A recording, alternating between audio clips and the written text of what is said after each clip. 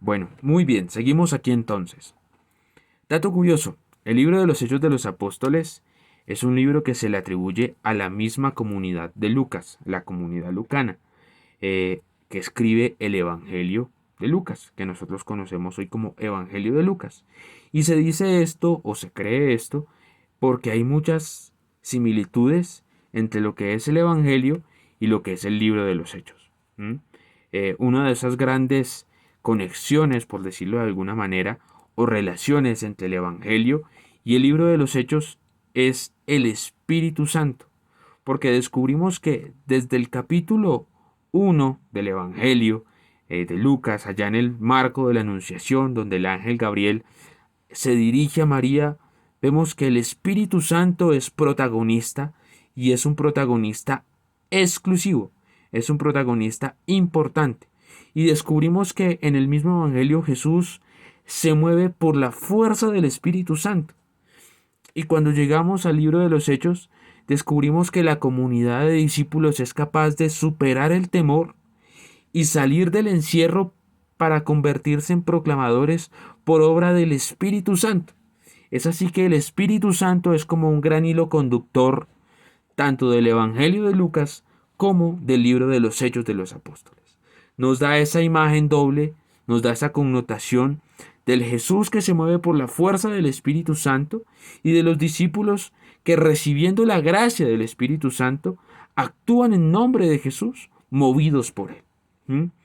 Es así que quiero invitarles a que hoy nos ubiquemos en el libro de los Hechos de los Apóstoles, en el capítulo 10, versículos 44 al 48, un texto que ya en otro momento había compartido con mis hermanas, las que están vinculadas en el servicio, pero hoy quiero hacerlo extensivo para todos ustedes, ya que creo que es un texto que nos muestra cómo Pentecostés no es algo que se reduzca a un tiempo de 24 horas. Pentecostés es una gracia permanente y es la gracia permanente del corazón dispuesto a la obra de Dios, del corazón dispuesto a la palabra del Señor. Y es el texto de Hechos que nos dice lo siguiente. Todavía estaba hablando Pedro cuando el Espíritu Santo vino sobre todos los que escuchaban su mensaje. Y los creyentes procedentes del judaísmo que habían llegado con Pedro se quedaron admirados de que el Espíritu Santo fuera dado también a los que no eran judíos, pues los oían hablar en lenguas extrañas y alabar a Dios. Entonces Pedro dijo, ¿acaso puede impedirse que sean bautizadas estas personas que han recibido el Espíritu Santo igual que nosotros? Y mandó que fueran bautizados en el nombre de Jesucristo. Después rogaron a Pedro que se quedara con ellos algunos días. Palabra del Señor. Palabra de Dios, disculpen. Te alabamos, Señor. Bueno, ¿por qué me parece interesante este texto? ¿O por qué me parece relevante tocarlo en estos tiempos? Como les dije al principio, este es un momento de gracia, este es un tiempo de gracia, porque nos hemos dado la oportunidad de descubrir que ustedes y yo desde casa somos iglesia, y que ustedes y yo desde las cosas más cotidianas que hacemos somos templos del Espíritu, donde habita Dios todo el tiempo. ¿Mm? Qué bella oportunidad nos ha dado la vida para saber que Dios habita entre nosotros, vive, reina entre nosotros. Y no tenemos que buscarlo afuera, sino en lo profundo del corazón. ¿Mm? Y el texto de los Hechos nos muestra algo bastante curioso. En primera instancia, nos muestra a un Pedro predicador. ¿Mm? El versículo 44, todavía estaba hablando Pedro. Y queda la pregunta, bueno, ¿y de qué estaba hablando Pedro? Resulta que si nos vamos a mirar un poquito más atrás, hay un discurso bastante largo, donde Pedro se encuentra en la casa de Cornelio, y allí en casa de Cornelio anuncia a el Jesús que ha sido crucificado, pero resucitado por Dios al tercer día. A un Jesús que ya no está muerto, sino que está vivo. Este anuncio es el que está proclamando Pedro. Y este anuncio ha generado algo en sus oyentes. ¿Qué es lo que ha generado el anuncio que proclama Pedro en los oyentes? Ha generado una expectativa, ha generado un anhelo, ha generado un deseo, ha generado la actitud de una sorpresa de qué es lo que obra Dios o de qué es lo que hará Dios en medio de esa proclamación, en medio de esa palabra. Y es que, ¿a qué voy con esto? El Espíritu Santo, Pentecostés, es una experiencia que tiene razón de ser en la predicación de la palabra, que tiene razón de ser en el anuncio del Evangelio. Y un anuncio que claramente aquí aprendemos de Pedro, de mostrar a ese Jesús que ha sido crucificado, pero que también es resucitado y que vive entre nosotros. Yo me imagino la convicción, yo me imagino la pasión de Pedro al predicar esta palabra y generar en los que lo escuchaban una expectativa, generar en los que lo escuchaban un espíritu de apertura, una actitud de apertura. Y frente a esa apertura es posible experimentar la gracia del Espíritu Santo, como nos lo muestra la segunda parte del versículo 44, cuando el Espíritu Santo vino sobre todos los que escuchaban su mensaje. Dos palabras ahí importantes: escuchar, mensaje. Escuchar el mensaje. Y podremos preguntarnos, bueno, ya sabemos entonces que el Espíritu Santo es una experiencia que tiene razón de ser en la predicación de la palabra. Porque cuando yo anuncio la palabra del Señor, permito que las otras personas dispongan su corazón a Dios para que Dios obre, para que Dios actúe, para que Dios haga nuevas todas las cosas. Pero se requieren dos actitudes por parte de los oyentes, como nos lo muestra el texto, para experimentar la gracia del Espíritu Santo. Escuchar el mensaje. Escuchar mensaje. Podríamos decir que es una sola actitud en realidad. Escuchar el mensaje. ¿Y qué significa la escucha? Podríamos preguntarnos nosotros. ¿Qué significa escuchar desde la palabra? Para ustedes y para mí, que vivimos en medio de esta cultura, escuchar puede reducirse simplemente a una acción auditiva, como cuando yo escucho música, como cuando yo escucho a alguien hablar, como cuando yo escucho el chisme, el ruido, el sonido, lo que sucede afuera. Pero cuando lo vemos desde la Escritura, descubrimos que la escucha implica obediencia, que la escucha implica movimiento, que la escucha implica poner en práctica y que la escucha implica ser testigo. Obediencia, movimiento, poner en práctica y ser testigo. Todo eso significa la escucha. Es así que ustedes y yo nos podemos preguntar hasta qué punto nuestro corazón está dispuesto y hasta qué punto nuestro corazón es atento a la palabra de Dios. Atento a aquellos que nos predican el mensaje. A nuestros pastores, a nuestros presbíteros, a nuestros laicos, a las personas que caminan con nosotros y que habiendo recibido la palabra, que habiendo recibido el carisma de la enseñanza, nos muestran o nos instruyen en torno a la palabra del Señor. Y podemos preguntarnos nosotros, bueno, ¿qué tanto es nuestro nivel de escucha? Y preguntarnos por la escucha es preguntarnos por la obediencia. Preguntarnos por la escucha es preguntarnos por el movimiento. Preguntarnos por la escucha es preguntarnos por qué tanto ponemos en práctica y somos testigos de la palabra de Dios. Es así que entonces descubrimos que el Espíritu Santo tiene razón de ser cuando yo soy proclamador de la palabra y cuando yo soy obediente a la palabra. Proclamador de la palabra y obediente a la palabra. Proclamador de la palabra como Pedro, aquí en este caso convencido, lleno del gozo de ese Jesús que había sido resucitado por el Padre. Y atento a la palabra como aquellos que lo escuchaban, que obedecían, que ponían en práctica el mensaje. ¿Y cuál es el mensaje? La obra que Jesús hizo y la obra que Jesús nos mostró a través de actos y palabras para enseñarnos que el llamado del ser humano, que el llamado del cristiano estaba en construir un reino de justicia, de caridad y de amor. Escuchar el mensaje es darle la apertura del corazón al Espíritu Santo. Y eso lo hacemos cuando ustedes y yo nos decidimos a ser testigos de la justicia, a ser testigos de la caridad y a ser testigos del amor. Dos enseñanzas que ya encontramos en el texto. ¿Dónde tiene razón de ser el Espíritu Santo? ¿Dónde se ancla, por decirlo de alguna manera, la experiencia del Espíritu Santo? En la predicación de la palabra y en la escucha atenta y obediente de la palabra. Eso es para ustedes y para mí una fuente de vida cristiana inquebrantable. Eso es para ustedes y para mí una fuente de vida cristiana que no podemos obviar, porque permanentemente el Señor nos está moviendo y nos está invitando a ser testigos del mensaje que nos ha dejado y a tener una actitud de obediencia a la palabra que escuchamos. ¿Y cómo se mide la obediencia? Cuando yo soy capaz de construir con el otro.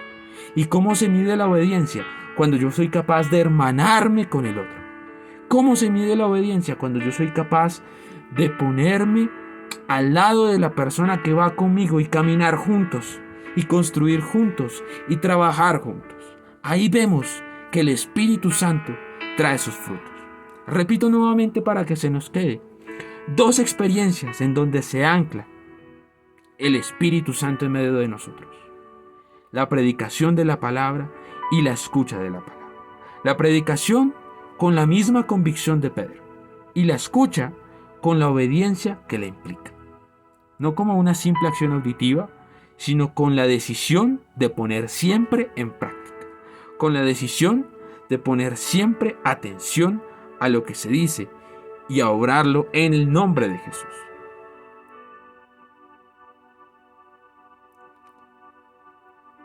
Y continúa el versículo 45 con un detalle bastante curioso. Y los creyentes procedentes del judaísmo que habían llegado con Pedro se quedaron admirados de que el Espíritu Santo fuera dado también a los que no eran judíos, pues los oían hablar en lenguas extrañas y alabar a Dios. ¿Por qué me parece este detalle del versículo 45 bastante interesante? Porque nos está mostrando que esa predicación y esa escucha de la palabra tiene su mayor fruto en la construcción de la comunidad. El Espíritu Santo no es algo que nosotros entendamos fuera de la comunidad. No es algo que nosotros experimentemos fuera de la comunidad. El Espíritu Santo es algo que experimentamos en la vivencia cotidiana con los hermanos y que experimentamos juntos, caminando mutuamente en la misión que el Señor nos ha encomendado de ser testigos. Pero aquí el concepto de comunidad se amplía un poco, porque el texto nos está mostrando que tenemos a una comunidad de judíos que, aún siendo conscientes de lo que implicaba el Espíritu Santo como proclamadores de la palabra y como oyentes de la palabra, aquellos judíos todavía pensaban que el Espíritu Santo era una gracia exclusiva para ellos, para los que provenían del judaísmo y ahora creían en Jesús. Pero el texto nos está mostrando una realidad un poco diferente. ¿Por qué razón? Porque esa predicación de la palabra y esa escucha suscita en todas las personas, más allá de su cultura, más allá de su pensamiento, más allá de su manera de ser, una experiencia de novedad, una realidad de impacto totalmente distinta. Y es lo que hoy nosotros podemos preguntarnos una vez más. ¿Qué tanto estamos construyendo comunidad? ¿Y cuál es nuestro estilo para construir comunidad?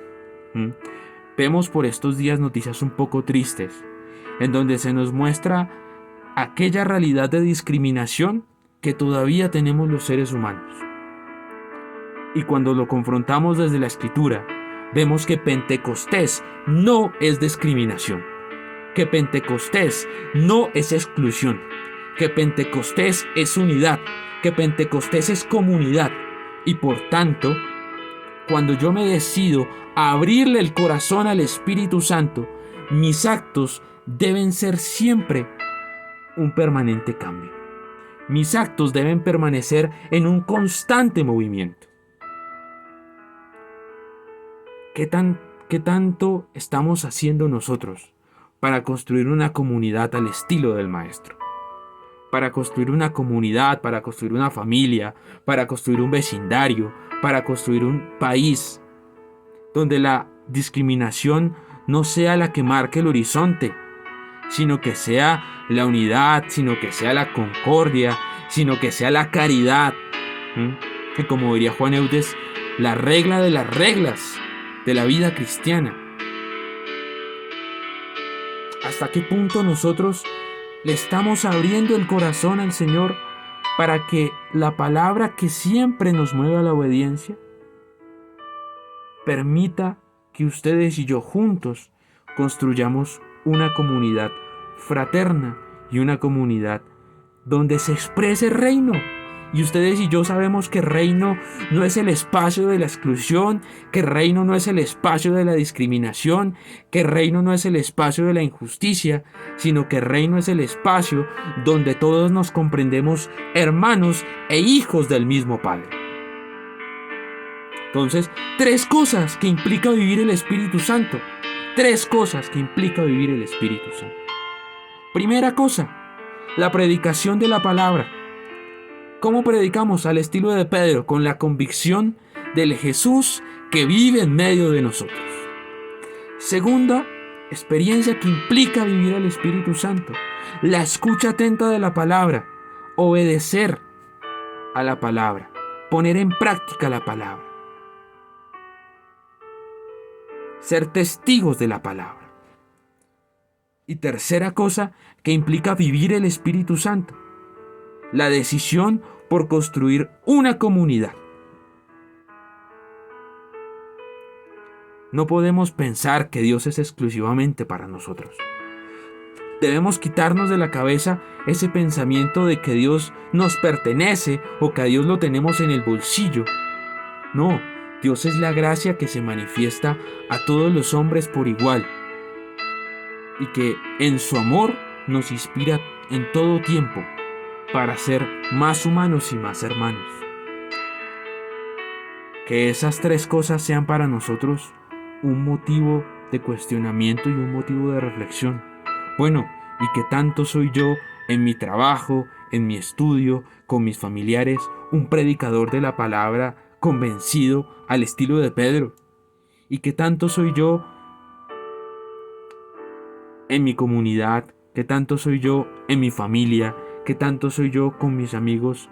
Una persona atenta a escuchar los signos de los tiempos como nos lo presentaría el mismo Evangelio.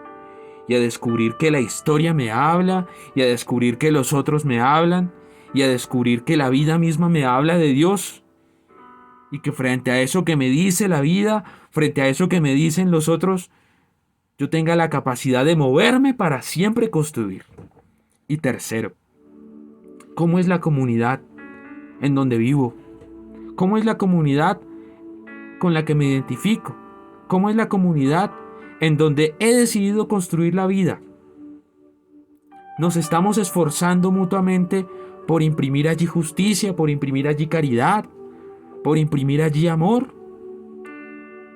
¿O nos estamos dejando llevar por la discriminación, como lo hemos visto, por la exclusión? ¿O nos hemos dejado llevar por la falta de amor? 3 preguntas que nos pueden quedar para nosotros. Pero el texto no finaliza aquí. Dice que los judíos se admiraban porque los oían hablar en lenguas extrañas y alabar a Dios. Es el fruto bello del Espíritu de quien ha decidido escuchar atentamente la palabra y de quien ha decidido construir una comunidad nueva. Alabar a Dios, porque el Espíritu Santo es una experiencia que se fundamenta, que se ancla en la oración, que se ancla en la alabanza. El capítulo 2 del libro de los Hechos de los Apóstoles nos muestra que estaban los discípulos reunidos orando y que en la oración experimentan la gracia del Espíritu. Y es por el Espíritu Santo y es por la oración que la comunidad se sostiene. Y es por la oración que la palabra siempre dice algo distinto. Y es por la oración donde yo encuentro fundamentos para predicar la palabra con convicción y con pasión. Podríamos decir que la oración es uno de los frutos del Espíritu. Podríamos decir que la oración es el culmen de la experiencia comunitaria del Espíritu Santo. Porque cuando yo construyo comunidad, no es únicamente para pasarla bonito, no es únicamente para compartir momentos agradables, no es únicamente para reír, para gozar, para echar chisme. Cuando yo construyo comunidad y cuando nos hacemos y nos sabemos como comunidad, es con el ánimo de que juntos crezcamos en la fe que el Señor ha impreso en nuestro corazón, que el Señor ha sembrado en nuestro corazón. Y el crecimiento en la fe solo se da cuando en nosotros vibra una oración permanente. Y eso es lo que suscita el Espíritu Santo en esta comunidad de oyentes de la palabra. Un lenguaje de alabanza, un lenguaje de amor, un lenguaje de vida distinto. Un lenguaje de vida totalmente renovado por la presencia de un Jesús que habitaba en medio de ellos, que habitaba en ellos. Motivémonos nosotros a vivir un permanente Pentecostés. No dejemos que aquella celebración que vivimos intensamente hace unos días, cada uno desde su casa, desde su hogar, convencidos de la presencia del Espíritu, se apague, sino que al contrario, hoy podemos preguntarnos que tenemos 4 herramientas para permanecer en un constante Pentecostés.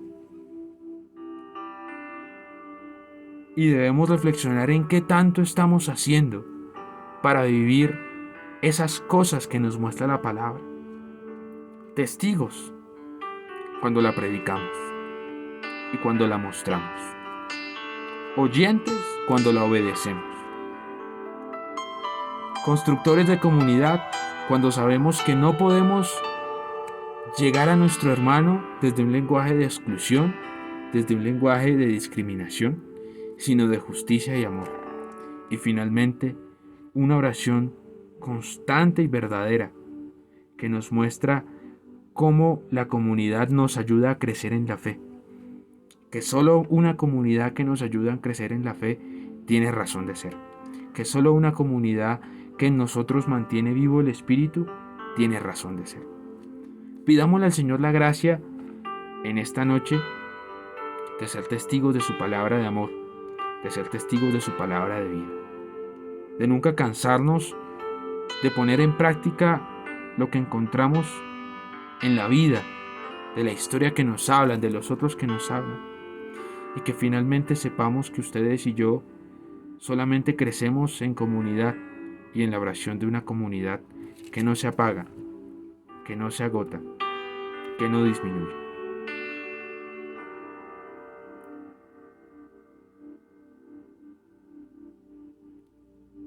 Yo quiero invitarte a que en esta noche pongamos juntos delante de Dios las intenciones de nuestro corazón y que en una actitud de entrega y de amor pensemos en aquellas intenciones, en aquellas cosas que queremos presentar al buen Dios en esta noche, para que sea la gracia de su Espíritu la que disponga nuestro corazón para escuchar a su palabra siempre, para ser obedientes a ella en todo momento, y aunque nos cueste tener la mejor actitud para ser siempre mejores.